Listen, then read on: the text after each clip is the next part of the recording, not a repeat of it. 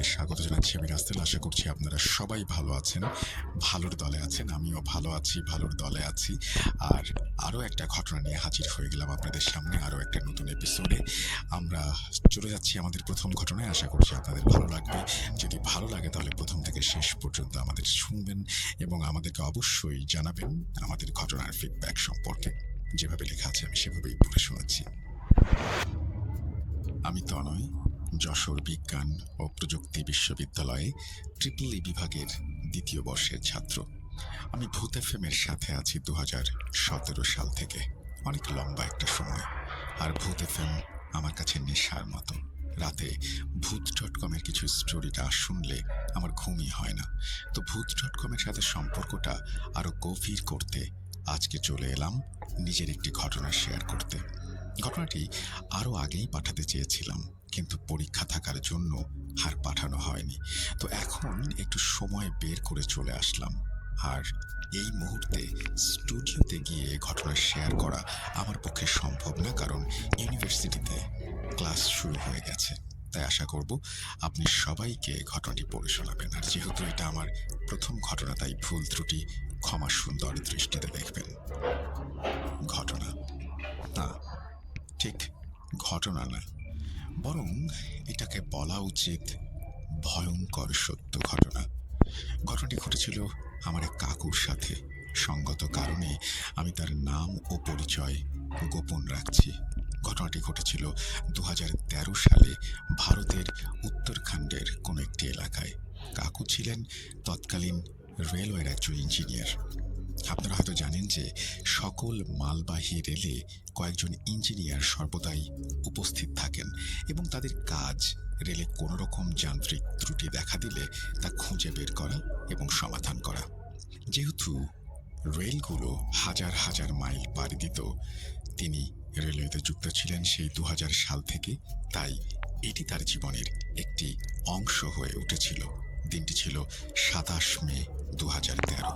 অন্য সময়ের মতো ওই দিনও কাকু ডিউটিতে ছিলেন একটি তেলবাহী রেলে, যার গন্তব্য ছিল উত্তরাখণ্ড থেকে দক্ষিণ ভারতের কোনো এক জেলা। ক্ষমা করবেন, জেলার নামটি আমার মনে নেই। তো যাত্রা ছিল প্রায় 13 দিনের। তো কাকু তার প্রয়োজনীয় সব জিনিস গুছিয়ে নিয়ে বিকেল নাগাদ বের হয়ে যান স্টেশনের উদ্দেশ্যে। ঘণ্টা দুয়ের মধ্যে পৌঁছে যান সেখানে। তার সহকর্মীদের সাথে সকল পেপার ওয়ার্ক শেষ করে তারা আর কিছু সময় পরে রাত 10:11 সাইরেন বাজিয়ে তাদের রেলযাত্রা শুরু করেন। অনেক পথ ঘাট পাহাড় জঙ্গলের বুক চিরে তারা চলছিলেন তাদের গন্তব্যের দিকে। আর 14-15 ঘন্টা পর পর কোনো জংশনে রেল থামিয়ে চেক করা হচ্ছিল যে সবকিছু ঠিকঠাক আছে কিনা, কারণ কন্টেনারগুলোতে ছিল ক্রুড অয়েল। তাই তারা দেখছিল যে কোথাও কোনো তেল লিক করছে কিনা এবং অন্য কোনো সমস্যা হচ্ছে কিনা। তখন পর্যন্ত তারা কোনো সমস্যা দেখতে পাননি। এরপর আসে সেই দিনটি, সেই অভিশপ্ত দিন। তারা তখন পার করছিলেন একটি জঙ্গলকীর্ণ পথ, যার দুই দিকে ছিল বড় বড় গাছের সারি আর ঘন জঙ্গল, যার জন্য সন্ধ্যা 6টার সময় মনে হচ্ছিল যে রাত 12টা বেজে গেছে। এত ঘুটঘুটে অন্ধকার ছিল চারিদিকে। 3-4 মিটারের পর আর কিছুই দেখা যায় না। এর মধ্যে ট্রেন চালকেরা খেয়াল করেন যে রেল চলতে কিছু সমস্যা হচ্ছে। হঠাৎ হঠাৎ পেছন থেকে শব্দ আসছে। তখনই তারা বিষয়টি ইঞ্জিনিয়ার ক্রুকে জানান এবং তাঁদের সম্মতি নিয়ে একটি ছোট জংশনে রেল থামানো হয়। এর পরের ঘটনা আনিস কাকু। তার মুখ থেকে শুনুন। এই আনিস কাকু নামটি ছদ্মনাম। বলছেন,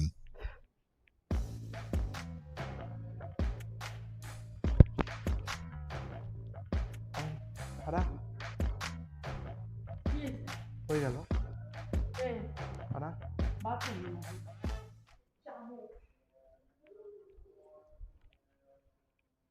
ফোন তো বলছেন আনিস কাকু।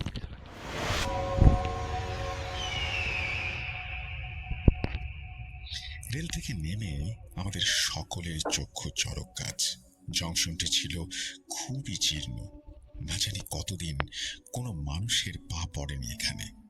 চারিদিকে অন্ধকার থাকার জন্য আমরা টর্চ বের করে তা জ্বালিয়ে চারিদিকে তাকিয়ে দেখলাম যে প্ল্যাটফর্ম ফেটে গাছের শেকড় বের হয়ে গেছে। চারিদিকে মাকড়সার জাল আর লতানো গাছ দিয়ে ভর্তি। মাঝে ট্রেন লাইন ছাড়া বাকি সবই অচল। এক সময় খেয়াল করলাম যে প্ল্যাটফর্ম থেকে বের হওয়ার মেইন গেটটি বন্ধ। এটা দেখে আমরা সকলে একটু অবাক হলাম। এরপর আমাদের সাথে থাকা মেকানিক্যাল ক্রুর 2 জন একটি মশাল তৈরি করলেন আর প্রায় 100 মিটার দূরে থাকা একটি সিগন্যাল পোস্টের ওপর লাগিয়ে দিলেন, যাতে সামনে থেকে আসা কোনো ট্রেন তা দেখতে পায়। এরপর আমরা 3 গ্রুপে ভাগ হয়ে যাই এবং সমস্যা খুঁজতে শুরু করি। আমার সাথে ছিলেন আমার অনেক পুরনো এক বন্ধু রবিন। তার জন্ম ভারতেই, কিন্তু তার বাবা বাঙালি হওয়ায় তার এই নাম। আমরা একসাথে অনেক সময় থেকে কাজ করছি, তাই আমাদের মধ্যে খুবই ভালো বন্ধুত্ব। তো আমরা দুজন একসাথে কাজ করতে শুরু করেছিলাম এবং আমরা দুজন রেলের 2 দিকে হাঁটছিলাম এবং চাকাগুলো চেক করছিলাম। মাঝে মাঝে চাকার নিচের দিকে এদিক ওদিক আলো ফেলে আমরা বোঝার চেষ্টা করছিলাম সমস্যাটা কোথায়। চারিদিকে ছিল ঘন অন্ধকার, আর এরই মধ্যে আমরা কাজ চালিয়ে যাচ্ছিলাম। চারিদিক থেকে নানা রকম জন্তু জানোয়ারের আওয়াজ ভেসে আসছিল। শেয়ালের জ্বলন্ত চোখ এদিক ওদিক ছোটাছুটি করছিল, আর হালকা একটা বাতাস বইছিল, যা আমাদের মধ্যে অন্যরকম একটা শিহরণ তৈরি করেছিল। এ ছিল এক অজানা আতঙ্ক। এভাবে আমরা সমস্যা খুঁজতে খুঁজতে প্রায় 300 মিটার পেছনে চলে যাই। হঠাৎ সামনে থেকে একজন চেঁচিয়ে বলে ওঠে, স্যার, সমস্যা খুঁজে পেয়েছি।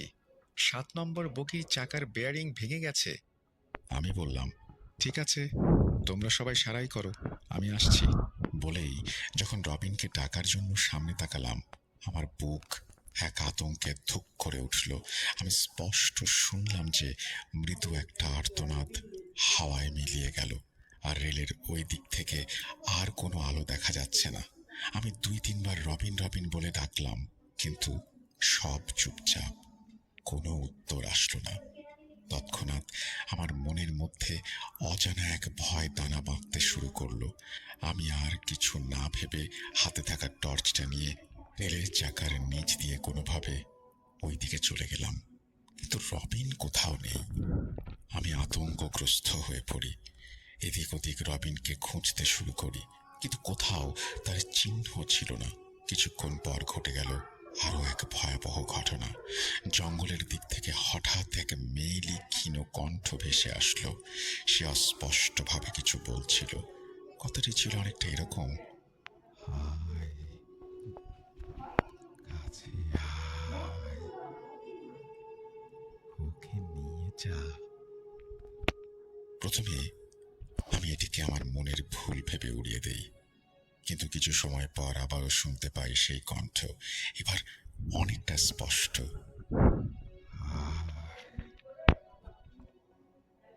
মুক্তি দে।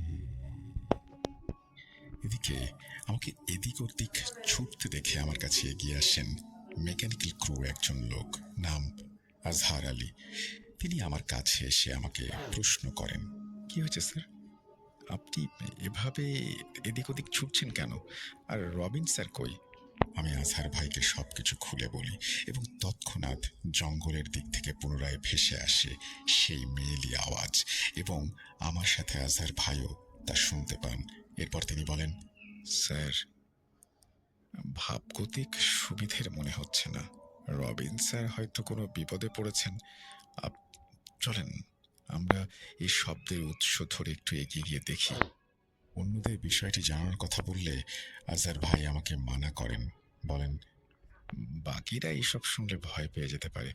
আপনি ওপরওয়ালাকে ডাকতে থাকেন আর আমার সাথে চলেন। এরপর তিনি একটি তসবিহ হাতে নিলেন এবং কিছু একটা পড়ে আমার শরীরে ফু দিয়ে বললেন, চলেন স্যার, দেখবেন উনিই আমাদের রক্ষা করবেন। তার কথা শুনে আমি মনে একটু সাহস পেলাম, আর হাতে থাকা টর্চটা শক্ত করে ধরে তার সাথে হাঁটতে শুরু করলাম। এরপর কোমর সমান একটা বেড়া টপকে আমরা জঙ্গলে ঢুকতে শুরু করলাম। ঢোকার সময় আমার মনে শুধুই অশুভ চিন্তা আসছিল। এই পর্যায়ে আমি আজহার ভাইয়ের হাত শক্ত করে চেপে ধরে চলতে শুরু করি। এদিকে আজহার ভাই সূরা পড়েই যাচ্ছিলেন। আমি দেখলাম টর্চের আলো আর বেশি দূর যাচ্ছে না। গাছগুলো এতই ঘন ছিল যে 3 মিটারের বেশি দেখা যাচ্ছিল না। হঠাৎ আবার শুনতে পেলাম সেই কণ্ঠ, সেই মেয়েলি কণ্ঠ। না, এবার সে আমাদের আহ্বান করছে না, বরং এবার সে পরম তৃপ্তি নিয়ে হেসে চলেছে। ঢোকার সময় লক্ষ্য করলাম চারিদিকের গাছগুলো যেন আমাদের ধীরে ধীরে ঘিরে ধরছে, কারণ আমি পেছনে আর কোনো রাস্তা দেখতে পাচ্ছিলাম না। এর মধ্যেই এক লোমশ বিশাল দেহী কুকুর আমাদের পথ আটকে দাঁড়ালো। দেখে মনে হচ্ছিল সে খুব রেগে গেছে, রাগে গজগজ করছিল। সাথে তার ধারালো দাঁতগুলো বের হয়ে এসেছিল, যেন আমাদের ধরতে পারলেই ছিঁড়ে খাবে। আজহার ভাই কুকুরটিকে কয়েকবার সরানোর চেষ্টা করেন, কিন্তু কুকুরটি সরছিলই না, বরং আমাদের দিকে আরো এগিয়ে আসছিল। বিপদ বুঝে আজহার ভাই একটি গাছের ডাল হাতে নেন এবং সাথে সাথে কুকুরটির মাথায় মারেন। কুকুরটি তখনই পালিয়ে যায় আর ঘন অন্ধকারে মিলিয়েও যায়। আমরা আবার চলতে শুরু করি এবং পেছন থেকে কেউ বলে ওঠে, আরও সামনে যেও না, মৃত্যু, স্বয়ং মৃত্যু অপেক্ষা করছে সামনে। এই কথা শুনে আমরা তখনই পিছিয়ে যাই, কিন্তু টর্চের আলোতেও আশেপাশে কাউকে দেখতে পাই না। ভয় আরো 10 গুণ বেড়ে গিয়েছিল। আর একটু সামনে এগোতে অন্ধকারের মধ্যে চোখে পড়ে একটি মন্দিরের মঠ এবং তার চূড়ার কিছু অংশ। কিন্তু দেখেই বোঝা যাচ্ছিল যে মন্দিরটি অনেক পুরনো, কারণ মঠের ওপরের অনেক জায়গা খসে গেছে। এরপর আমরা সেই মঠটিকে অনুসরণ করে সামনে এগিয়ে যেতে থাকি, কিন্তু আমাদের টর্চের আলো ক্রমশ কমে আসছিল। একসাথে দুজনের টর্চের আলো কমে যাওয়া আমাদের কাছে তখন স্বাভাবিক লাগছিল না। মনের মধ্যে যেন একটি দ্বন্দ্ব চলছিল। আমার মন বলছিল বন্ধুকে খুঁজতে সামনে এগিয়ে যেতে, কিন্তু আমার মস্তিষ্ক বলছিল আর সামনে না এগোতে। চারিদিক থেকে নানান রকমের আওয়াজ আসছিল। আমরা বুঝতে পারছিলাম এগুলো কোনো স্বাভাবিক আওয়াজ না। এক এক সময় মনে হচ্ছিল আমাদের চারপাশে দ্রুত কেউ যেন ঘুরছে, আবার কিছুক্ষণের মধ্যে সব নিশ্চুপ হয়ে যাচ্ছে। আলো আঁধারির মাঝে আমরা ধীরে ধীরে পৌঁছে যাই সেই মন্দির প্রাঙ্গণে। বুঝতে আমাদের আর তখন বাকি ছিল না যে এটা কোনো সাধারণ মন্দির নয়।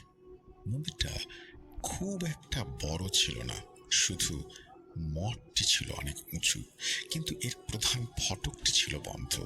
এর উপর তাবিজ ও লাল কাপড়ে আচ্ছাদিত ছিল এবং এর সামনে আড়াআড়ি করে রাখা ছিল এক জোড়া ত্রিশূল, আর ফটকের ওপরে ঝোলানো ছিল একটি মাথা। দেখে মনে হচ্ছিল পাঁঠার মাথা, কিন্তু সময়ের সাথে চামড়া পচে গিয়ে খুলি বের হয়ে গেছে। এসব দেখে আজহার ভাই আমাকে বললেন, স্যার, আমার কিন্তু এসব স্বাভাবিক লাগছে না। এবং আরও কেউ মেয়েলি কণ্ঠে বলল, কে, মুক্ত করবি না? এবার আমরা খেয়াল করলাম যে আওয়াজটা অন্য কোথাও থেকে না, বরং আসছে সেই বন্ধ মন্দিরের ভেতর থেকে। আমরা আঁতকে উঠলাম এই ভেবে যে এতদিন থেকে বন্ধ মন্দির, সেখান থেকে আওয়াজ করবে কে? কেউ কি এর ভেতরে বেঁচে থাকতে পারে? এরপরেই শুনলাম রবিনের আর্তনাদ সেই মন্দিরের ভেতর থেকে আসছে। এসব দেখে শুনে আমি কিছুতেই আর বিশ্বাস করতে পারছিলাম না। মেরুদণ্ড দিয়ে ভয়ের স্রোত বয়ে যাচ্ছিল অনবরত। সামনে কি হচ্ছে তা দেখার জন্য যেই না একটু পা বাড়াবো, আজহার ভাই আমার হাত খপ করে ধরে বললেন, স্যার, এখানে আমাদের সমূহ বিপদ, এখানে আর এক মুহূর্ত দাঁড়ানো উচিত হবে না। বলে আজহার ভাই আমাকে নিয়ে যেই মাত্র পেছনে ফিরলেন, অমনি আমাদের হাতে থাকা টর্চগুলো দপ করে নিভে গেল। এতক্ষণ কম আলো থাকলেও চারিদিক কিছুটা দেখা যাচ্ছিল, ঠিক ঠাহর করা যাচ্ছিল অন্তত। কিন্তু এবার পুরোপুরি অন্ধকার, খুটখুটে অন্ধকার যাকে বলে। আমরা একে অপরের হাত ধরে সামনে এগোতে শুরু করতেই কোত্থেকে দমকা বাতাস ধেয়ে আসলো। আমরা এই তীব্র বাতাসের ধাক্কায় কোনোভাবেই নিজেদের ঠিক রাখতে পারছিলাম না। এরই মধ্যে আমরা এক গুমোট ঘন কালো অন্ধকারের মেঘকে আমাদের সামনে দেখতে পেলাম। এ ঘন মেঘ যেন পাশের কালো অন্ধকারের চেয়েও বেশি কালো ছিল। এর নির্দিষ্ট অংশ বা